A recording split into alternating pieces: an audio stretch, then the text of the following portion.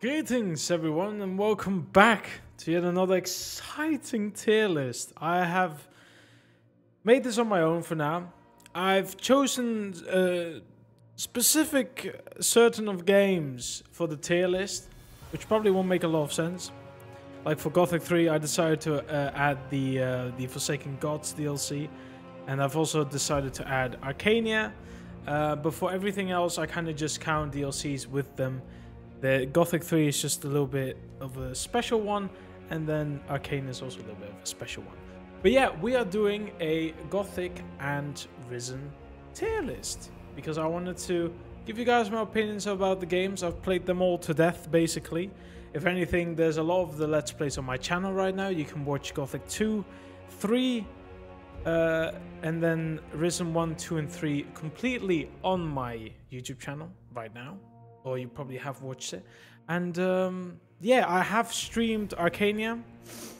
I have also streamed Gothic 1, but I forgot to download the VODs, so the videos are not on YouTube, so I apologize. But maybe in the future I'll redo it. But granted, the Gothic remake will probably come out within the next 2 years. I don't know if there's already a release date. I'm probably holding off with that one until the remake actually comes out. So, without further ado, let's get into the ranking. Now I'm gonna just do them chronologically, if I said that right. I have also decided to put LX outside of the list. Yeah, we're starting with Gothic 1. Now, the good news about this, I don't have any nostalgic values for the first Gothic game. If anything, the only nostalgic game in the list, you know, I'll mention it later. There's actually 2 games in the list that are nostalgic for me because they're the first ones I played. But you'll hear about them. You'll hear about them. Gothic 1. I actually struggled at the beginning because I played Gothic 1 after Gothic 2, at least. And so controls for me were a bit confusing. The game's story was sort of interesting. I couldn't really get into it as much. It wasn't really like griping me as much as Gothic 2 was, even though, like, when we're talking about story, when it comes to the Gothic games and Risen, I feel like the story of the games are not the strongest points. It's more the immersion. It's every like NPC has their own set of dedicated things to do, and they go to bed at a certain time. And it really, like, for the Gothic and the Risen games, I really felt like I was able to easily immerse in the universe because everyone felt real. At least to me, everyone would go to bed at a certain point. Some people would go to a tavern. People would get mad if you tried to go into their home. And stuff like that really made you think, like, how would you do it in real life? Obviously, there's the game side of it. You can glitch. You can have some workarounds that you can't really figure out in real life. But the Gothic games do have that value for us as a player. It's just a complete immersion. That's what I really enjoy about the Gothic games. But for Gothic 1, I haven't played it as much as the other ones. So I don't have like the strongest opinion. I finished it fully for the first time this year, I believe. The other times I usually stopped by the time I had to do the focus stones, if I say that correctly. That's kind of where I just stopped doing it. The one thing I disliked about the game is the way of feeling overpowered way too soon into the story. Granted, I am used to Gothic 2 Night of the Raven, and I've heard, because I haven't ever played Gothic 2 Vanilla, I've always played the Gold Edition, which includes the DLC. It made the enemies harder, and Gothic 2's difficulty is more closer to Gothic 1, as well as the feeling of overpoweredness later in the game. So I kind of struggled with that because I felt like by the time I reached chapter 3, if I remember correctly, I was already pretty much decked out and I was able to kill most, if not all, things. The one thing I did enjoy actually the most was the it's been a while, the Orc Temple area. There were a lot of puzzles. The ambience was scary. It really felt like every single corner could kill me, and I was really like, it just felt like, obviously it felt very Tomb Raider like, but I did enjoy that a lot. I've also enjoyed the characters.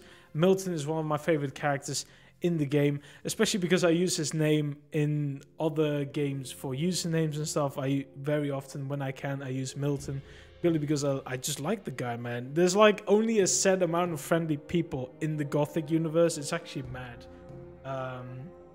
But yeah, weirdly enough, I've only finished the game with joining the swamp, the Brotherhood of...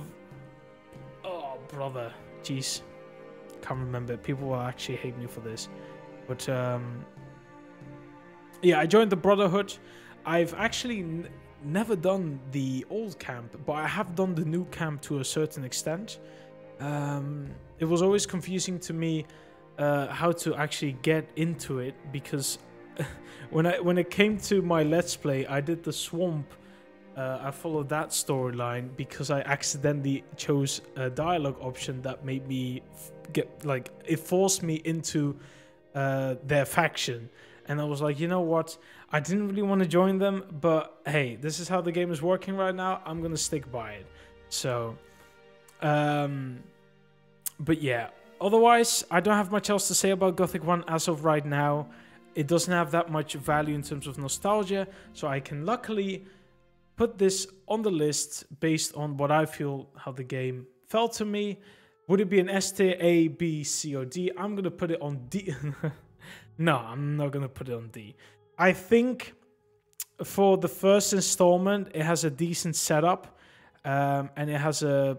Pretty much the story does have some sort of end. Like Gothic 2 didn't need to happen. Gothic 1 had already sort of like a good beginning and end to the story.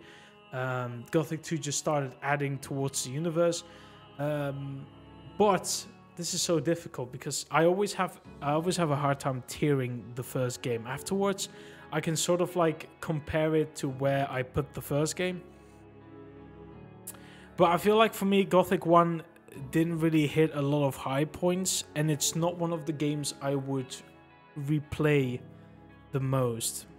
Out of all these games I see on the list, there's definitely other games I would replay. I'm also going to tier them again. Left side will be higher tier than the right side if I have multiple games on a list. But I'm gonna put... I think for now, I'm going to actually leave it on the top of B. Oh boy, I don't know how people will react to this. But for now, I might change it at the end. But as of I feel right now, I'm not like... There's not too many highs in the game. There's also not too many lows. There's not a lot of negative things I can talk about. But there's also like not a ton of positive things I can talk about it. So I just feel like it being in the middle is a nice standpoint. Now, moving on to Gothic 2. Now, Gothic 2 is actually, weirdly enough, one of those games I played when I was very, very young, because my uncle had the game. He had the physical Gothic 2 game, and actually, I think I have it. Yeah, I have the game here. This is how the cover looks like. It's in Spanish because I lived in Spain and we're part Spanish anyways. But yeah, the Gothic 2 disc is still in here, so I guess I could essentially play without Knights of the Raven because it doesn't have DLC in it. Also, how do you guys miss this? Manuals, bro. You don't see these often. Yeah, Gothic 2 is nostalgic to me. But I only played it up till the first bandit I met. I was way too young and I didn't understand. Any option I would choose was either the bandit would kill me or I would follow the bandit and then I would get killed. I don't believe there was Cavalon, so I was kind of stuck on my own. But I was way too young to even understand controls. I wasn't really a gamer at that point. I didn't play that many games. Like, I'm talking about me being probably like 5 or 6 years old. And I was just looking for games that were easy to play and that's it. And Gothic 2 was too complicated. I also didn't know how to change the settings to the normal Gothic 2 controls because they were most likely stuck on Gothic 1, which is why I couldn't understand as a kid how to get past the bandits. Now, obviously, at a later stage, because of another game, I got back into Gothic 2. I decided to replay it, and it's actually, as of right now, standing on my second most favorite game of all time. Gothic 2 is one of the games that I replay the most. I play a ton of mods of it. I'll talk about another mod which I haven't got in the tier list, but I will tell you where I should put it. But no, Gothic 2, at least with Night of the Raven, is honestly one of the best games I've ever played in my entire life. Like, again, atmosphere, immersion, I loved it. I love Corinnes as a city. I love the harbor. There's so many quests to do. I felt like it had a good amount of difficulty where it was sort of forcing me to stay in safe areas, to slowly build myself up, to move to difficult areas. And I love that kind of progression. It's what I enjoy in RPGs. I don't like having RPGs where enemies are synced to my level or slightly above my level if I want to have more difficulty, because it makes me able to like explore every single part of the world at level 1 or 2. And that's not what I'm interested in. I want to figure out to know, like, okay, you know what? This is a random path. It looks dangerous. It's a dark forest. There's probably going to be mobs that are going to kill me. I'm so undergeared, but you know what? I want to figure out how difficult the area is. See if I'm able to kill like 1 or 2 of those fucking field raiders and then move on to the next mob. And that's what I enjoy, because then I'll notice like, okay, I'm not even able to kill one of the single ones because you have young field raiders, then you go to the actual field raiders, and there's a bit of a HP difference and damage difference towards those enemies. But you basically get to learn in the game how far you can go. And you basically get told that right now you are worthless. You need to do more quests. It'll probably have to be errands. You'll have to like lick everyone's boots just to become stronger, to prove them wrong in the future, to say that you are not weak, you are strong, blah, blah, blah. So aside from the story, I felt like that sort of progression is awesome. It also has that in the Gothic 1 game, but I felt like the Gothic 1 game compared to the second one, the overpoweredness happened too soon. That's my opinion. Now, granted, I will say though that for Night of the Raven, if you actually decide to play Jarkandar, which is the DLC area, basically as soon as possible, you could potentially sort of make yourself overpowered by keeping the Claw of Belia, which I have done in my stream. It basically adds an extra damage buff against the enemies, and it makes some of the fights easier, or you can save scum in order to actually get the ticks and basically get the kill anyway. So it's kind of I felt like the sword was a bit of a cheat code, but so much fun to use. It's very hard not to use it. But yeah, Gothic 2 Night of the Raven is one of my favorite games, and the DLC area is actually my favorite area of the game. I love the pirates. I was a big fan of the pirates there because I love piracy in games, not just in games, but also about games. No, I'm kidding. But I love that. I love the quest there. I love the music, but I'll talk about that in a second. I loved having to infiltrate as a bandit. Like it's some sort of moment where you know you're like, you could be in danger because someone can rat you out, which they did pretty much in the beginning, and you had to listen to him in order to make sure that he doesn't like rat you out and tell you who you are. And that's what I love, because when I first played it, going to the bandit area, I didn't have any bandit armor. I didn't understand how to get into the area, because the moment I got there, everyone started swinging at me. And that's what I just love. And then afterwards, if you keep the bandit armor and you go into cities, suddenly the people are going to attack you because you're wearing bandit armor. And that's what I enjoy. That's the type of immersion I enjoy. Obviously, it doesn't make the most sense because most of them recognize your face and they're like, wait, hold on, he's not a bandit, he's probably undercover, blah, blah, blah, stop attacking him. He doesn't do that, no. Yeah, again, for the story, like vanilla story, the whole thing about the Eye of Innis and the dragons, it's not I enjoyed it as an RPG. It doesn't really compel me as like the best type of writing in the game. And for the DLC area, purely the return of having a character from Gothic 1, I feel like it's a bit too much. Like, it could have just been someone new, because I don't feel like we even had that much connection with Raven in the first game.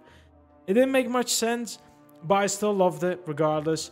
And the music is something else, because in the first game the music was kind of decent, but it's like it's not exactly music I would listen outside of the game, except for maybe the main theme and the old camp, which is, I mean, who doesn't listen to the old camp's music? But for Gothic 2, you have so many better and new songs that are just levels above Gothic 1, and obviously credit to Kai Rosenkrantz, because he definitely like pulled it off big time. Gothic 2 soundtrack is one of the best ones of all time. My favorite song of all time is literally Forgotten World, and I will most likely play it in the background in this video a couple times. It's also my song that plays at the end of each of my streams, each of my videos, because it gave me such a sense of euphoria when I got to the new world, or the new old world in Jarkandar, to explore that area, and then the vocals hit and the music, it takes you to a whole nother level. That's pretty much it. And I loved everything about it. If anything, if you do decide to watch my Gothic 2 Let's Play, you'll notice the moment I reach Jarkandar and I go to the area where the song plays, Forgotten World, or Die Vergessene Welt, you will notice me taking a break. I am literally just there, sitting, standing, listening to the music, even though I listened to it countless of times outside of the game. But the feeling of going there again, listening to the music, it just brings you back, man. And that's why the game is nostalgic to me. But outside of nostalgia, I'm still going to be honest, I'm putting this on the top of S tier. That's pretty much what I feel like this game is to me. Moving on to Gothic 3 first. Gothic 3 is one of those games I struggle to actually play, like probably most players. It's a buggy mess. I felt like it was a nice idea to have an open world with minimal loading screens. If anything, I don't think there's any loading screens in the game. But the game felt, even with mods, and I'm going to talk about this game without mods, except for the one that, the community patch. But I'm not going to talk about the content packs or whatever it's called, or the quest maker or quest packs. I'm not going to mention those.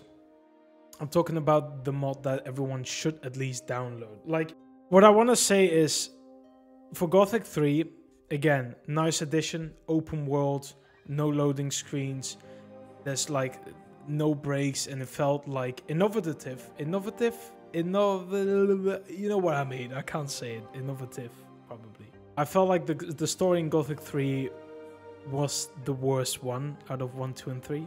It was too much of a mess. It's like you had freedom, but you had too much of it. There was there's no linear path that you could take. There was none. You had to choose what to do. And that's fine to some extent, but you had so much freedom that you can just do so many things at the same time, and it's not going to make sense in the long run of it, because you're just, so at some point you're just working for the Innes quest, and now you're suddenly killing off these people to work for Belia, and you're getting all these items for Adanos or Adanos, and at this point you're like, what am I doing in this game? Which path should I take? And it takes you probably 1 or 2 playthroughs before you're actually going to figure out, like, okay, I want to do the good ending, I want to do this, and I want to do that, and I want to figure out how to be able to join Innes in his ending, or Adanos, or Belia. The enemies were weirdly placed. I also felt like so a lot of the caves, especially in Mirtana, are just too copy-pasted. If anything, I feel like it was like within Mirtana, Nordmar, and I forgot the desert's name already. I apologize. They're too copy-pasted. And I'm sure this has to do with the unfinished product. But it's definitely jarring to some extent, and you do notice it, and it's going to get into your head.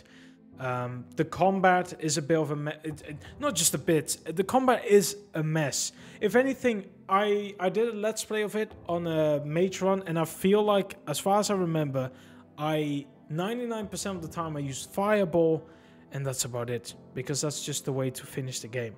That's it. I might have just used the Firestorm at the end just because I wanted to create some chaos. But Fireball was for me the way to go. It did so much damage. You could use it from a distance, run away, pick a spot between stones, maybe get the enemy to glitch out so he can't actually get to you, spam Fireball, and that's the end. If you want to get to the combat of Melee, it's floaty, it doesn't have any connections, it feels like you're hitting an actual sponge, not in terms of their HP, but because of the way they react towards your attacks. It's ridiculous, and I'm honestly just not the biggest fan of that. I need to have some like, I need to have, what's the word? Just, I need to have the connection of the blades. And that's very important for me. Granted, Gothic 1 and 2 are older games, and obviously the animations aren't as fluid, but I will have to say that for those games, you upgrade yourself, you become a better sword master, or just a swordman in general. You learn new combos, you're able to use more attacks, and they connect, and they hit right, and the blades have an actual, like, the blades hit each other and have those sound effects of metal hitting on each other, and it's just, I wouldn't say comfortable, it's just nice, I guess. It's this, I can't really say the other word because I can't figure it out. It's just for lack of better term.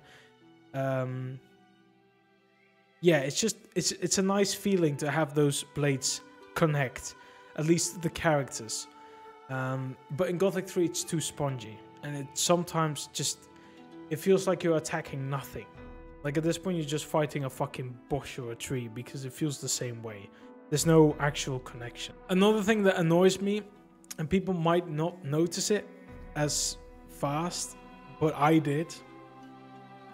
Finding Zardas is actually one of the big quests. It's one of the exciting ones because you have to traverse through the whole of Mirtana, north, south, middle, whatever, to figure out where he is. But his fucking tower is in a loading screenshot, and it shows a snowy area, and immediately you figure out his fucking tower is in Nordma. That just gets rid of 70% of the exploration to figure out where Zardas is. Sure, you could be lucky and go Nordma first and you'll be able to see the tower. But you could have also said, like, you know what? Maybe he's gone to the desert. Or maybe he's in Mirtana. But people can't do that because it shows where he is in the cutscene. Or not in the cutscene, in the loading screen, on the images. I'm like, why did you do that?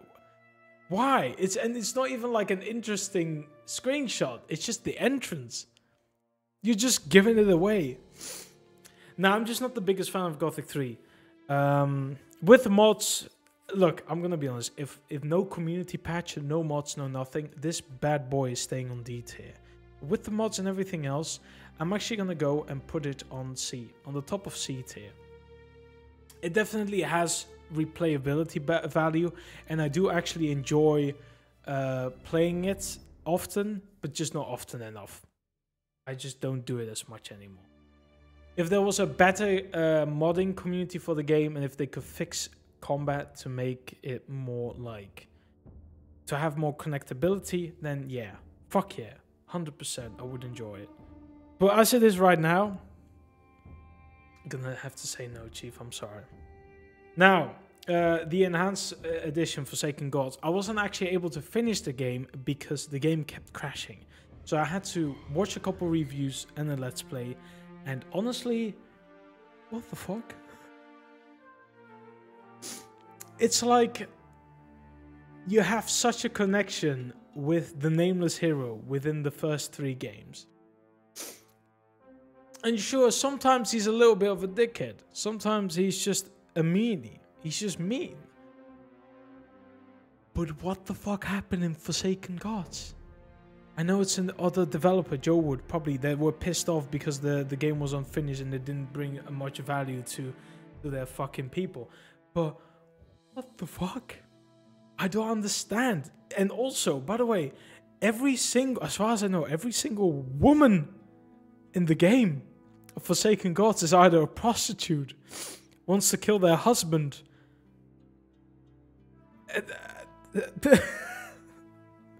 I don't even. But do I even want to talk about that quest where? Don't you have to, it's been a while because I couldn't fully play it myself, and it's been so many years. I've only tried it once. You had to probably kill the husband of someone, and afterwards she was interested in having sex, and I'm just there thinking like, bro, at least even if you hated him, have some fucking humanity in you. But there wasn't. How did the voice actress decide, yeah, you know what, I'll say this. I'll get paid for it, sure, but I'll say this because it's the right thing to do. And what the fuck was the writer thinking, bro? What were you thinking about? Shame on you, man. And you. You guys fucked up. No, it's staying on D tier.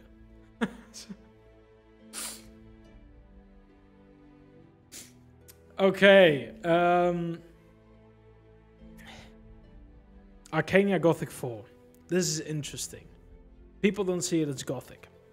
And rightfully so, I can understand. It completely changes everything the previous 3 games were doing. Aside from story, I'm talking about gameplay. First of all, I do want to say that Arcania Gothic 4, I'll try and call it Arcania for the people to not get triggered. Even though I don't give a shit. Arcania actually got me into the Gothic series. I mentioned I played Gothic 2 because of my uncle. But I touched it, killed by the bandit, and never thought about it again. And 4 or 5 years later, Arcania Gothic 4 was available for €5 secondhand, but because of a special card we had or something, the game was basically free for us. And I'm like, you know what? Fuck it, take it. I'll buy it for the 360. I didn't have many 360 games. Arcania Gothic 4 looks interesting. I mean, the guy is holding a magic spell in his right hand and a sword on the left hand. And I'm like, okay, I'll play the game. I finished it. The first thing I did, I'm like, okay, it has 4 on the title. So I looked up Arcania Gothic 1, 2, and 3. Didn't exist. Gothic 1 and 2, 1, 2, and 3 exist. I'm like, okay. Why is it Arcania? Grant, you have to remember, I'm like 11 years old or something like that. I wasn't that smart. I'm still not smart, but I was a bit of a dum-dum, and I didn't really understand it. Let me actually talk about the game. I understand people's opinions about it, as in not being Gothic. Essentially, if you think, for example, the crafting system is opening a menu and then clicking a button and you crafted it. The combat, I will say the combat is nice though. I will say that the combat is nice. The graphics are also very decent. When I streamed the game, I hadn't played it in years, and I also played it on the 360, and the 360 has a resolution maxed, and the graphics aren't that great on console, at least on the older generations. But on PC, I was able to make it very pretty, and I was actually surprised at how pretty the game was. So for me, the combat was actually great. I really enjoyed it. I didn't enjoy the way you obviously gained your abilities, because the whole learning point system is gone. Pretty much everything you know from Gothic is gone, and that's why people say it's not Gothic.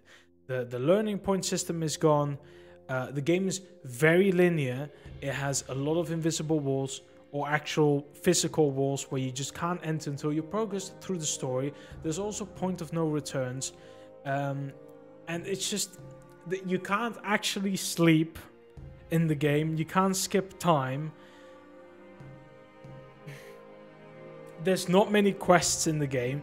And like I said, it's very linear. When I streamed it, I was able to finish the game at a decent pace in around 7 to 8 hours. And I finished it, and that's it. The music is good. The music is very good. I know people are hating and being very against Arcania, but honestly, give the music a try. But the story, weirdly enough, I did enjoy it more than the stories of 1, 2, and 3. I enjoyed the atmosphere and the sense of exploration in the first 3 games. Which I don't enjoy as much in Arcania, but I did enjoy the story more in Arcania, and I felt like it had an actual, like, it had a good narrative, but that's probably also because it's very linear, so you only have like a certain amount of options you can make for the game. But this is so difficult, you know, because this is probably one of the most controversial. I'm gonna have probably very controversial opinions for everything in here, because people are diehard Gothic fans, and I love them because I've been playing them since my youth. But I try to think about what is replayability, what would I enjoy the most, stuff like that. And like if I think like, do I want to replay Gothic 3 right now? And I'm just there like, you know what? Not really. Not really in the mood. Would I want to replay Gothic 2? Hell yeah, bro. Fucking hell. Let me immerse myself in the world of Corinthus again. Would I replay Gothic 4?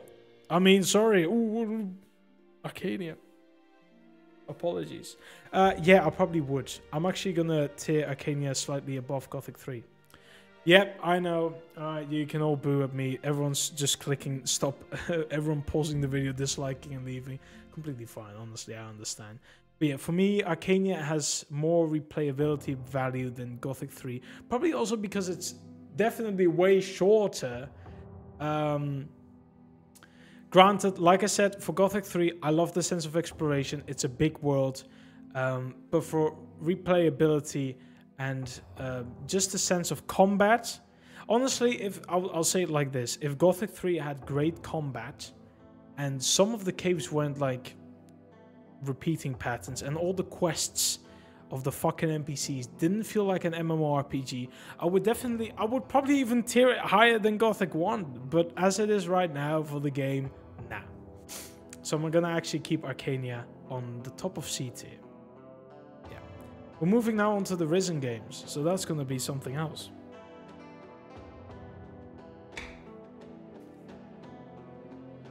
Alright.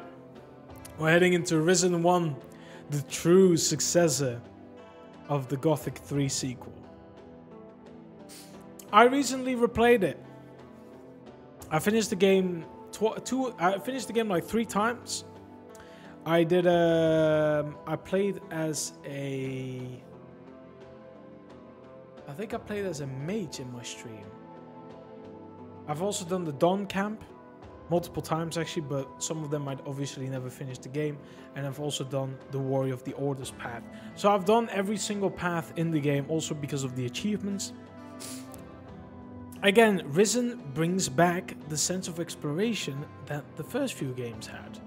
Some areas you just can't enter. It's just not how it is. You can try it, but you're gonna get beaten the fuck out. You come into an island, you have no equipment, no nothing, you have to figure things out, and that's just the way an RPG should be. I don't want to be overpowered at the beginning. If anything, I don't think Risen really has a point where you're too overpowered. At the end of the day, even if you have the best gear, I feel like tackling multiple enemies is still kind of a no-go. Especially if you want to do a melee build, I feel like you still have to be a little bit careful because you could fuck things up. Especially because they know how to actually use defense. The amount of times I've actually not been able to hit anything because they just keep blocking until I decide to stop attacking.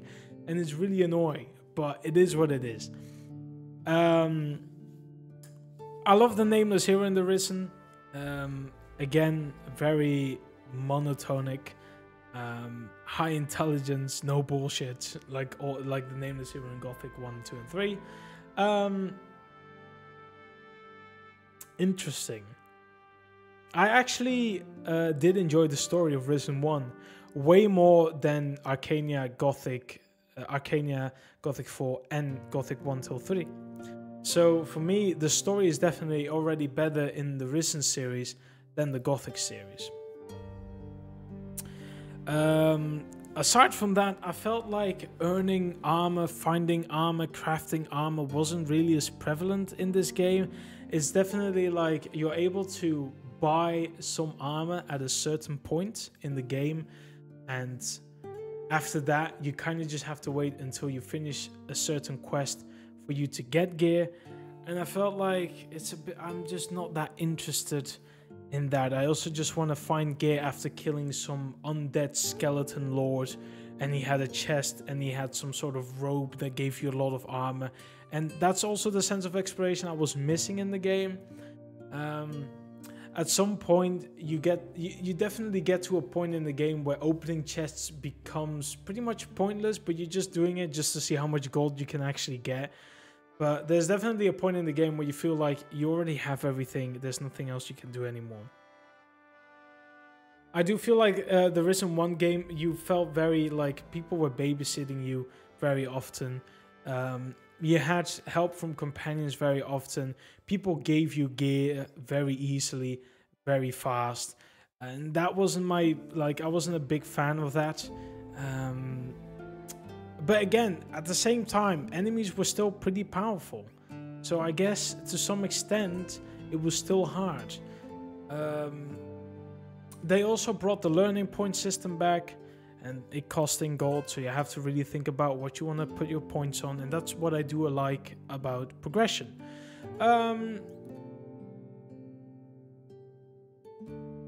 Where would I put this on the tier? I think, you know what?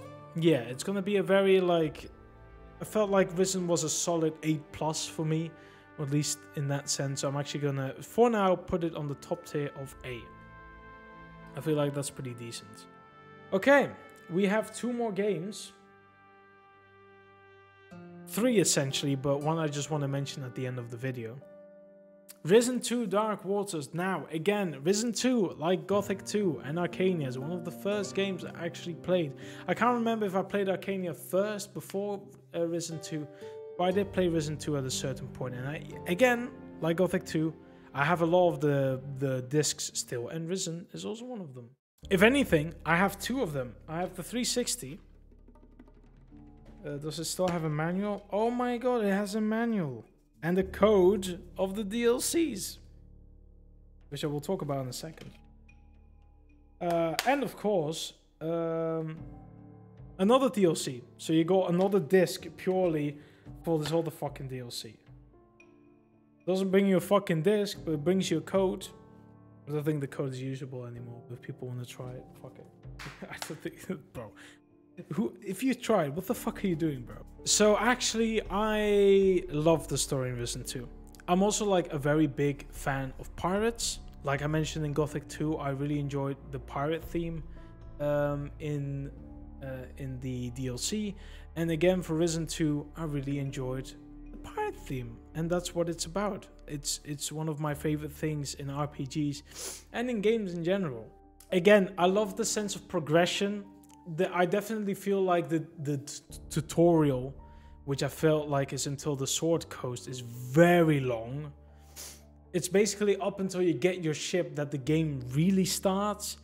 But because that tutorial feels very linear, there's not many areas. You could essentially get through every single area of Tacarigua and Sword Coast without getting into too much danger. As long as you keep Patty before you actually go to Steelbeard, because there's some areas with Jaguars and stuff that are a little bit more dangerous on your own, especially if your pistol RNG is fucking shit. But you get what I mean. The areas are a little bit too easy, but afterwards, like if you decide to go Isle of the Dead first, you could do it, but it's also very hard early on. But stuff like that, again, sense of progression. Some areas were just harder than other ones. But I will say that Risen 1 did this a little bit better than Risen 2. I feel like Risen 2, you're still able to get through most areas unscathed. I love the treasure hunting. I love the DLCs as well. They added a lot to the game hours that I wanted to put into. The one thing I do dislike, the one thing I very much dislike is the armor in the game. Because when you get your ship, you go to Caldera, you go to the posh vendor at the hotel room, you buy the black coat, and that's it. And then for the rest of the game, you officially have the best armor set in the game. There's no sense of progression for the armor, and that always bothers me. That's always very annoying, I will be honest. And because Steelbeard's hat you get pretty much after the tutorial, which is essentially the best hat to have in the game. It's just, yeah, it's just annoying. And then the fucking... Alright, the other thing that really bothers me is the DLCs. I do like the game house, but there's two things that do annoy me. One is the DLC specifically for the armor of the pirates, because the armor only works until a certain point, and you get it at the beginning. Now, I believe the ring or the amulet or something is always nice to have. I think it was XP bonus or something else. But the armor, you basically, it's decent enough until a little bit after Sword Coast, and then it's discarded. So essentially, you're paying for a DLC that's only usable for the first 2 to 3 hours, and that's it. And the other thing is, the fucking DLCs were already made and ready to ship before the game even released. It's been patched, but you can find articles about people being able to unlock the DLC without having to pay for it because it was already in the game. And that does bother me. Risen 2 is very nostalgic, and I'm gonna say, weirdly enough, compared to Arcane Gothic 3, Risen 2 has more replayability for me than Risen 1. But there's a lot of things in the game that do bother me, so I'm actually gonna put Risen 2 on the bottom of A tier. We're heading on to the last game, which is Risen 3. Now, Risen 3 is actually the game I put, I think, the most hours into. I was very excited for it to release. It was also the first game in any series that I was able to play when it came out, because every other game on the list I played afterwards, after the release, many years after. I think Risen 2, I probably played it like a year after release, but Risen 3, I played it on day one, and it was amazing. You were able to get back into the factions, which I didn't really talk about in Risen 2. I mentioned it in Risen 1, but in Risen 2 you either join the Voodoo, which doesn't have that much gameplay replayability, but it does add more to some of the story bits, or you could join the Inquisitors, which added the muskets as weapons, and that's pretty much it. So it's either story or gameplay, but it wasn't that interesting. Also, again, Risen 2. Sorry, I need to mention this also, a negative point. You can use Voodoo to pick Sebastiano at Sword Coast before you end the tutorial, and then open a chest with Sebastiano, put his sword in the chest, and then you basically have like the second or third best weapon in the game. So you basically get the best armor and the second best weapon by the end of the tutorial, and that is why I so far put it on the bottom of A tier, because there are some things that really bother me. But again, I would play Risen 2 more often than Gothic, so that's why I still put it slightly above Gothic. But yeah, back to Risen 3. I enjoyed the tutorial. It was short. It wasn't as long and prolonged in Risen 2. You basically get your sailboat very early on, and then you can go to different areas. Some returning areas, but you can also see how fucked up they are because of the shadow taking over the land. And I like the aspect of having an influence system on yourself. You have a good side or a bad side based on some of the interactions you make. Granted, some of the dialogue options don't make sense to what you wanted it to say. Like, the shorter version of the sentence would say like, I don't know, I'm gonna go ahead and do a quest now, so I'm gonna go now, bye. Something like that. Very stupid, I know. But the character would say like, you've been a shithead, fuck off, I need to do more better things than spending time with you. It's like, it takes a whole 180 on what I wanted to say, and then I suddenly get soul -2, and I'm just there thinking, bro, that's not what I meant.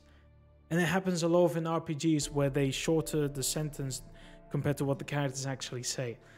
So that does bother me in the game. But again, I loved the factions, the Demon Hunter, the fucking Voodoos, the Crystal Mages. They had so much flavor to them and it brought so much fun. I loved that. And it just added some specific quest to it, and it has replayability value.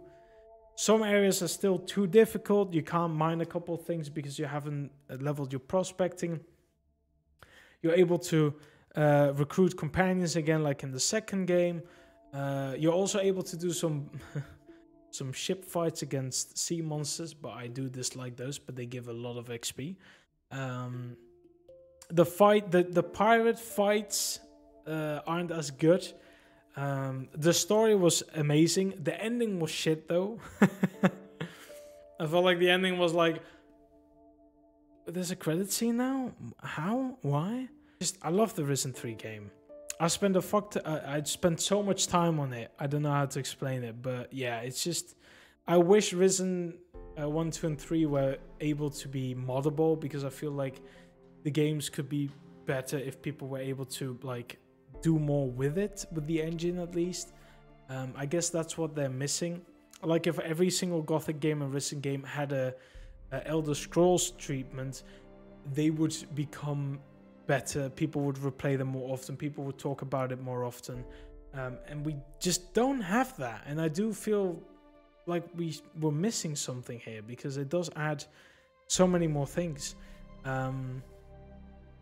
But again, for Risen 3, I do enjoy the progression again. The armor sets are also nice. Every single chapter has better armor through the vendor, but you can also get way better armor based on the faction you choose and also the progression of their quests, and they look cool. I love the Voodoo armor sets. I love the Crystal Mages. Bro, I love every single armor set in the game. They look so fucking good. And the armor set you get from the Talking Parrot is a fucking tanky armor set, and it makes you feel so good. And that coupled with the Voodoo set, with the Voodoo helmet, it's so good. Watch my Let's Play, man. I keep talking about how good it is, I promise. Yeah, I'm gonna put easily Risen 3 on S tier, but I'm gonna put it below Gothic 2, because for me Gothic 2 has way more replayability than Risen 3. And I feel like I enjoy the progression in Gothic 2 way more than in Risen 3. Now, I do want to have a special mention to Chronicles of Mirtana Archolos. I played it last year. Quick mention. I enjoyed the story. I enjoyed the progression. I didn't like the tutorial as much. It was kind of forced. You were forced to go through certain areas first before you could get onto the actual like exploration of the world, stuff like that. But once you go into the big city, the amount of things you could do, it was just tremendous. Honestly, if I had to put it somewhere, I would argue. I don't want to talk about it as much. I might make a video about the game another time, but if I was able to tear Chronicles of Mirtana Archolos, I would. See, I haven't really replayed it, so I don't know if I can actually tear it based on replayability, because that's very important for me for a game, because it adds longevity. If I just play it once and then shelve it and never touch it again, I'm not really gonna call it a good day. A good day. I'm tired. A good game. Like, sure, it could be decent, has a good beginning and end, but if I really feel like never touching it again, do I really like it? That's just subjective for everyone, but that's how I feel. So I haven't really replayed it yet, but I do want to do it at a certain point. But I would probably still tier Gothic 2 slightly above it, but it will be a very close tie between Gothic 2 and Chronicles of Mirtana Archolos. So Archolos would be between Gothic 2 and Risen 3 on S tier. Anyways, this is my tier list. Gothic 2 and Risen 3 on S tier, with Archolos as well. Risen 1 and 2 on A tier. B tier, we have Gothic, and I'm actually going to stick with that. I know. C tier, we have Arcania and Gothic 3. And on Forgettable tier, we have Forsaken Gods. Let me know if you agree or disagree. I'm sure you have your other opinions. I'd love to hear them and also why. And we can probably talk about it.